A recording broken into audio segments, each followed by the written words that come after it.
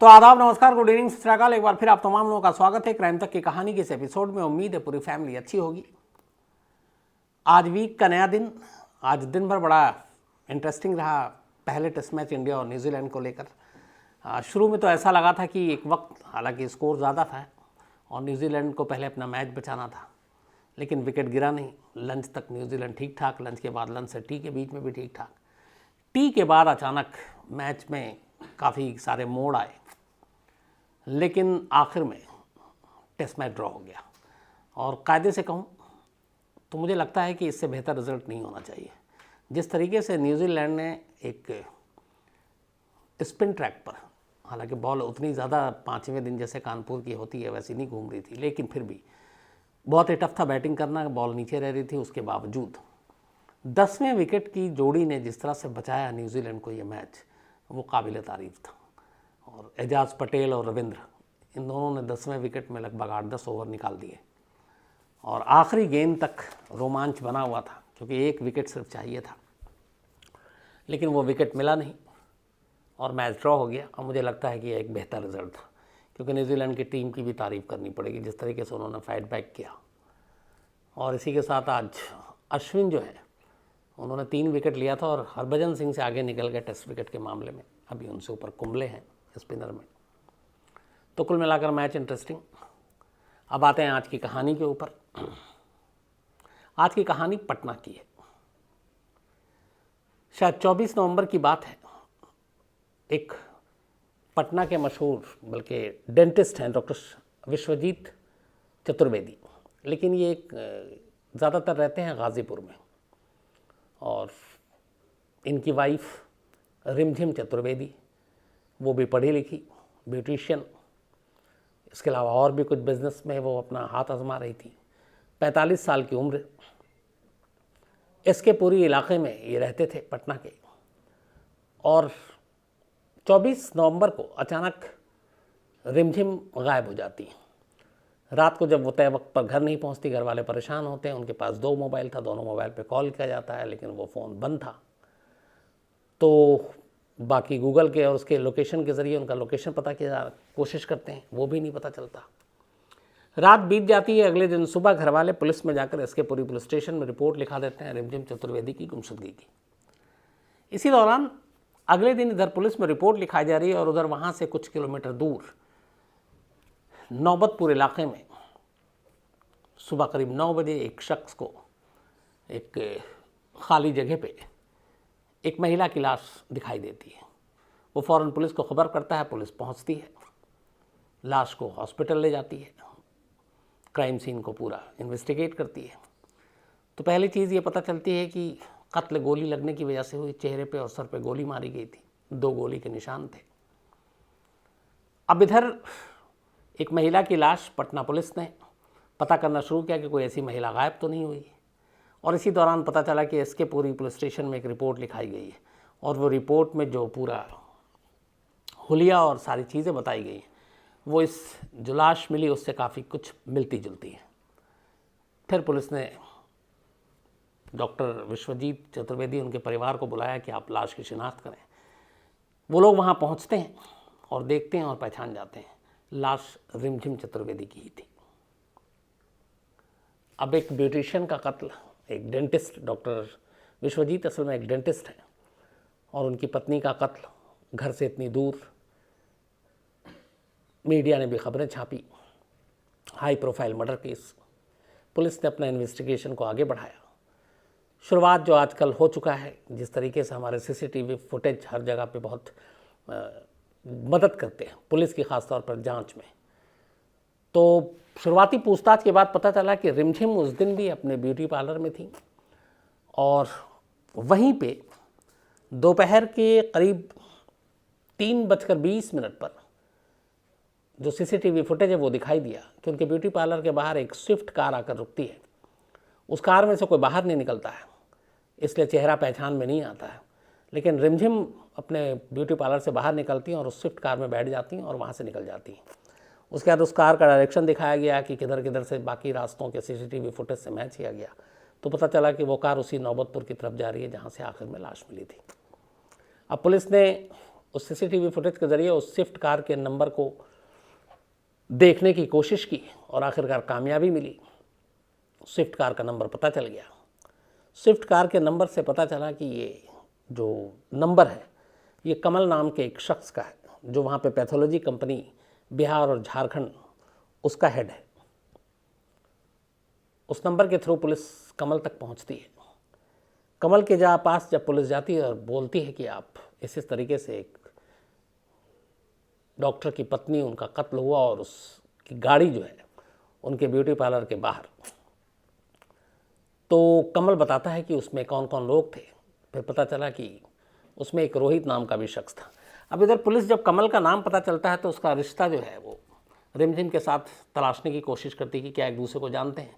Police को पता चलता नहीं, कमल और रिमझिम एक दूसरे को बिल्कुल नहीं जानते, न कभी फ़ोन पे बातचीत की, न बाकी लोगों ने, जो ब्यूटी पार्लर की तमाम बाकी लड़कियां थीं या जो घर वाले थे, हर एक ने मना किया कि वो कमल को नहीं जानते। तो पुलिस के लिए बड़ा अजीब था कि जिस शख्स को कोई जानता नहीं है वो कार लेकर वहाँ क्यों गया।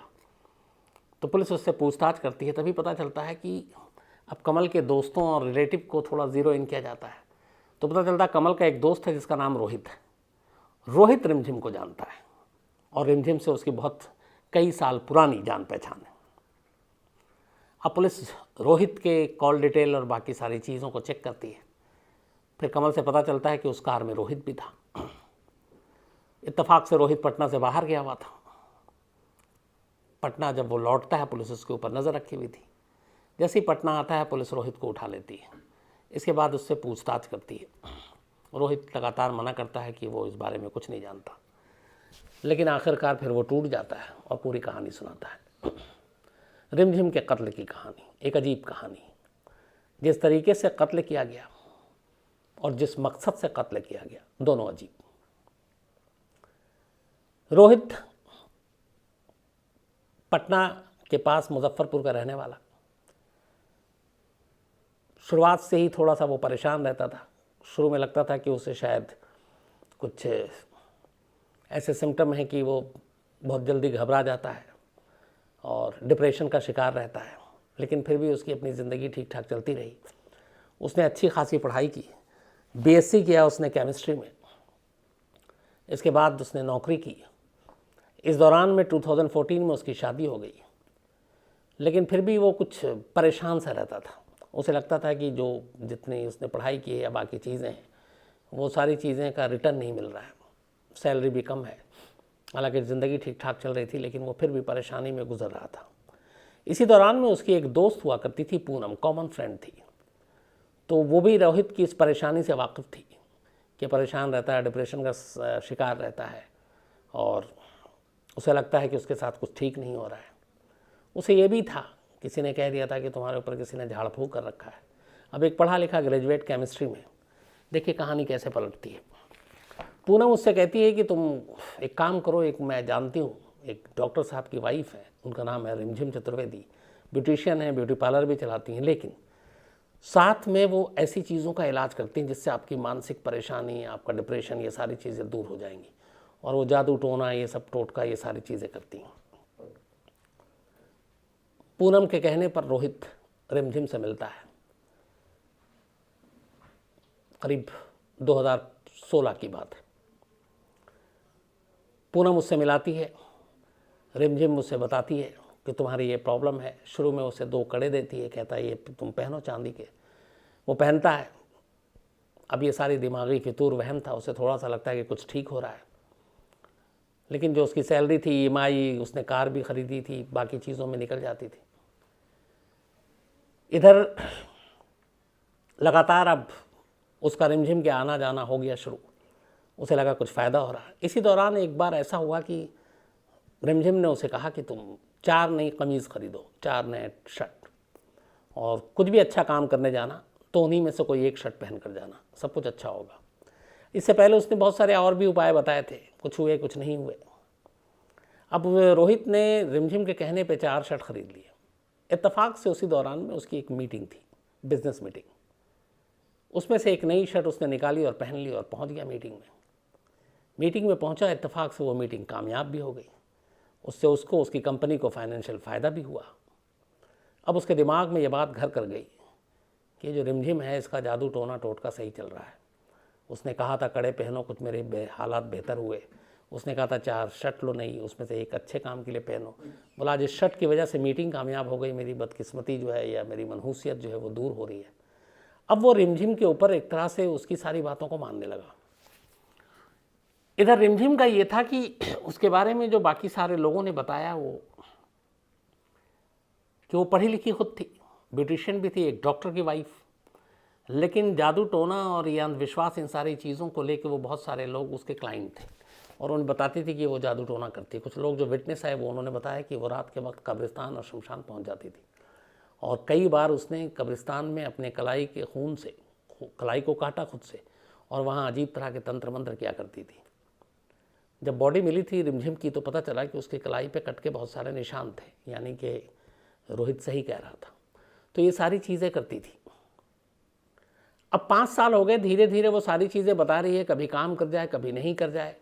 लेकिन इधर रोहित की हालत ख़राब, क्योंकि हर चीज़ के लिए रिमझिम उससे पैसे मांगती थी कि हमें तंत्र मंत्र करना है, हमें पूजा पाठ करनी है, हमें तुम्हारे लिए ये लाना है, तुम्हारे लिए वो करना है।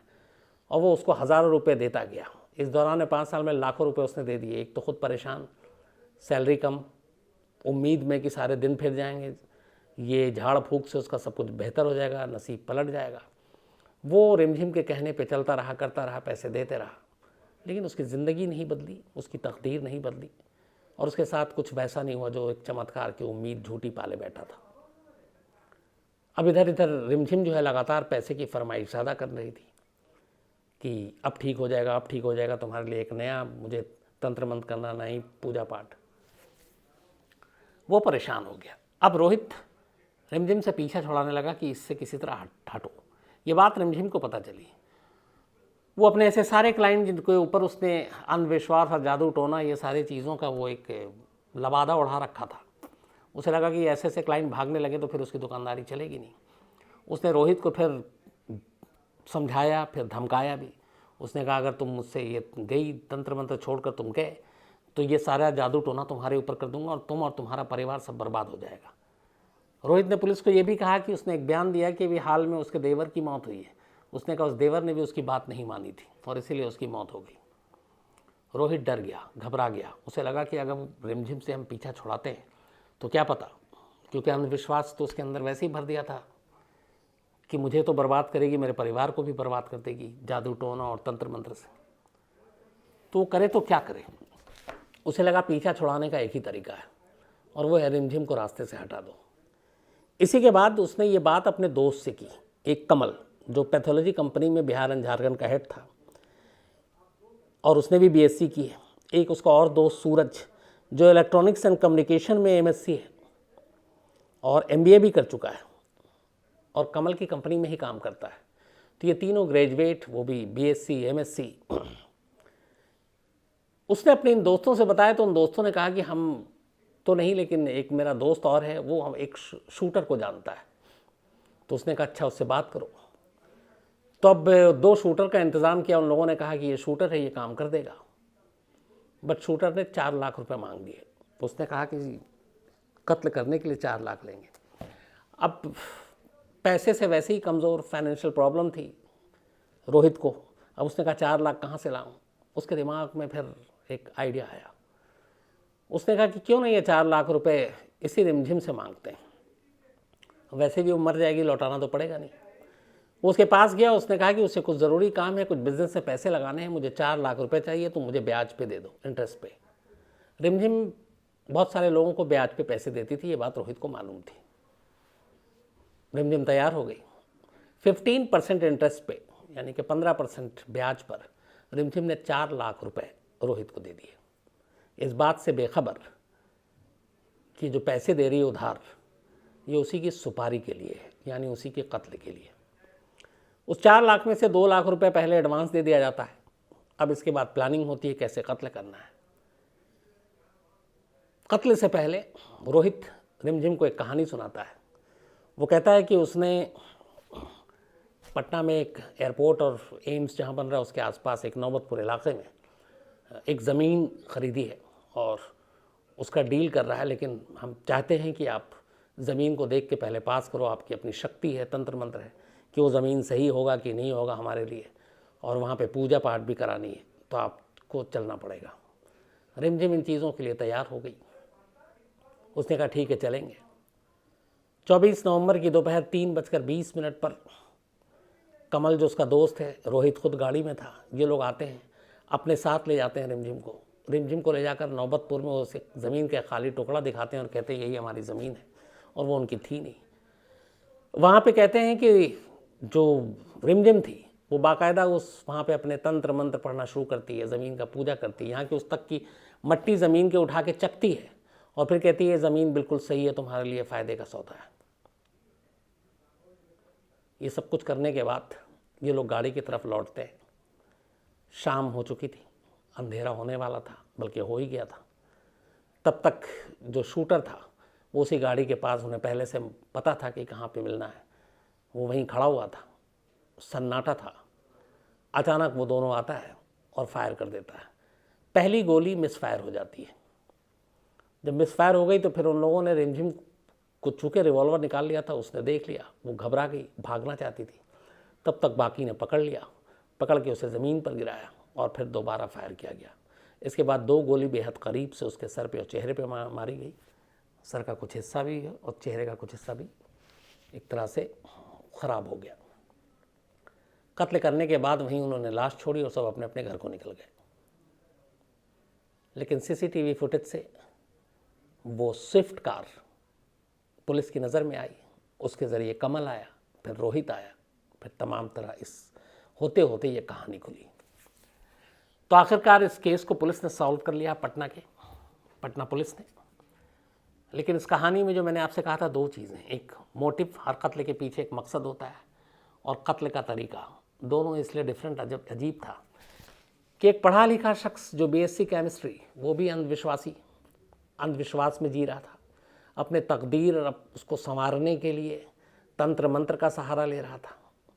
जबकि कहते हैं कि इंसान अगर मेहनत करे और उसी पे यकीन करे तो सब कुछ हो सकता है। इन सारी चीज़ों का आमतौर पे वो लोग सहारा लेते हैं जो खुद कमज़ोर होते हैं। उन्हें लगता है कि बैठे बैठाए बस ऊपर वाला या कोई चमत्कार करके हमें दे दे, ऐसा होता नहीं है। तो एक बीएससी अंधविश्वासी, दूसरी तरफ एक डॉक्टर की बीवी पढ़ी लिखी, और वो लोगों को अंधविश्वासी बना रही है जादू टोना और तंत्र मंत्र के नाम पर, और इस वजह से ये कत्ल हुआ। दूसरा, शायद ये बड़े कम ऐसे मामले आए होंगे कि जिसका कत्ल होना है, उसके कत्ल के लिए किसी को सुपारी देनी है, और सुपारी किलर को जो पैसे देने हैं वो जिसका कत्ल होना उसी से उधार लेकर देना है। तो ये भी एक अजीब कहानी थी इसमें। तो ये थी कहानी पटना की रिमझिम चतुर्वेदी हत्याकांड की, और ये सारे लोग अभी जेल में हैं, पुलिस की कस्टडी में हैं। सैटरडे को ही एक प्रेस कॉन्फ्रेंस करके इसका खुलासा भी किया गया था। तो कहानी से अब आगे बढ़ते हैं। आज सुप्रिया सिंह जी का जन्मदिन है, तो हैप्पी बर्थडे सुप्रिया सिंह जी। ये आदित्य सिंह जी ने भेजा है, इनकी वाइफ है, पत्नी है। रूबी सराव, इनका भी आज जन्मदिन है, तो हैप्पी बर्थडे रूबी सराव जी। सुरेंद्र सराव इनके पति हैं, उन्होंने भेजा है। इसके अलावा एक और नाम है, बहुत ख़ास, ये मेल है। अब मैं अगर गलत प्रोनाउंसिएशन करूँ तो मुझे माफ़ कर दीजिएगा। जोएल मैस्क्रेनहाउस, ये आज इनका जन्मदिन है। ये इज़राइल में रहते हैं, और इनकी वाइफ जो है जैसिंथा मैस्क्रेनहाउस, इन्होंने भेजा है। तो जोएल साहब हैप्पी बर्थडे।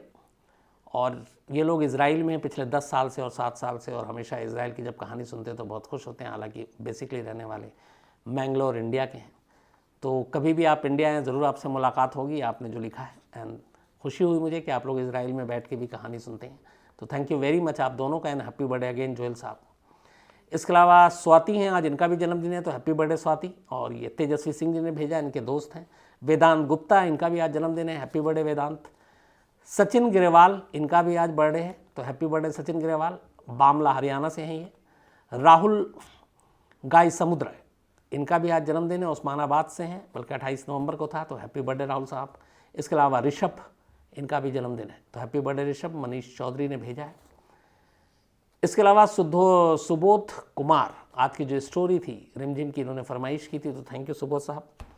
जादव संदीप साहब बीएसएफ में हैं, और थैंक यू वेरी मच। जब वक्त नहीं मिलता इन्होंने कहा मैं डाउनलोड करके कहानी सुनता हूँ। और ये ट्विंकल डागरे मर्डर केस की कहानी सुनना चाहते हैं तो जादव साहब, मैं वादा है जल्दी आपको सुनाता हूँ।